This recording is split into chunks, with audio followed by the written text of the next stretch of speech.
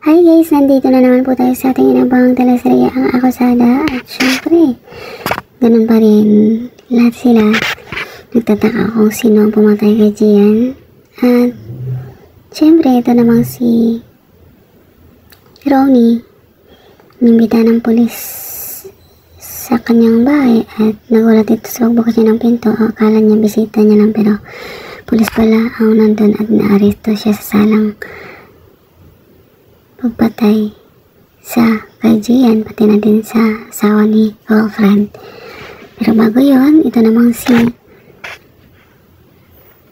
Dennis pumunta doon sa kay Ronnie at syempre talagang dinidiin niyang si Ronnie ang gumawa ng karamal-dumal na krimen, kung kaya pati na din itong si Wilfred nagtataka sa kay Dennis kung bakit parang postigito talaga itong makulong si Ronnie at talagang todo suporta ito sa kay Lorena.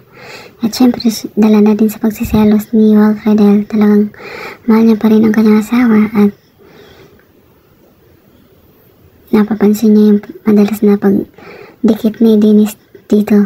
At syempre galit na galit si Wilfred sa kay Ronnie dahil sa mga natuklasan at pati na din sila Amber. At ayun na nga guys, sa presinto kung saan nakakulong itong si Ronnie, talagang nagmamataas pa rin ito sa mga kapwa preso na nakakulong doon, kung kaya galit ito sa kanya, binugbog siya ng mga ito at pinagtutulungan. At habang nililitis ang kaso ni Ronnie, namarap siya sa piskalya na marami siyang black eye, pero tinatanong siya kung guilty ba siya sa mga paratang sa kanya, pero sinasabi niya talaga na hindi siya guilty dahil hindi naman daw siya ang pumatay.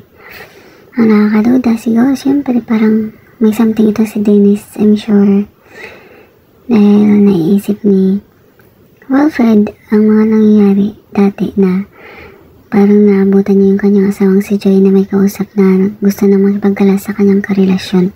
Kung kaya't nasampal niya ito at parang may something na baka si Dennis yung lalaki nito. Bakit dikit ng dikit doon sa nakarelasyon ni Wilfred at parang gustong idin talaga si Ronnie. Siguro baka naging sila ng asawa ni Wilfred at nung panahon gusto na magkipagkalas, baka siya ang pumatay dito kay Joy. We are not sure guys, pero ayun na nga, dahil sa mga pangyayari naging close na ulit sila Tristan at Amber na parang may something silang dalawa. At dito namang si Wilfred, inamin niya sa kay Lorena na kung ano yung mga nangyari dati, dahil tinatanong talaga siya ni Lorena kung kasabot pa siya o siya pa talagang pumatay sa kanyang asawa, pero talagang pinaninigan ni Wilfred na hindi siyang gumawa nun sa kanyang asawa dahil kahit papano mahal na mahal niya ang kanyang asawa. At pati na din itong si Lorena na amin niya dito na mahal niya ito hanggang ngayon, kung kahit nagulat itong si Lorena. Pero I'm sure sasabihin din ni Wilfred kay Lorena ang mga pangyayaring nakita niya dati itong si Joy na may kausap at parang may karelasyong iba.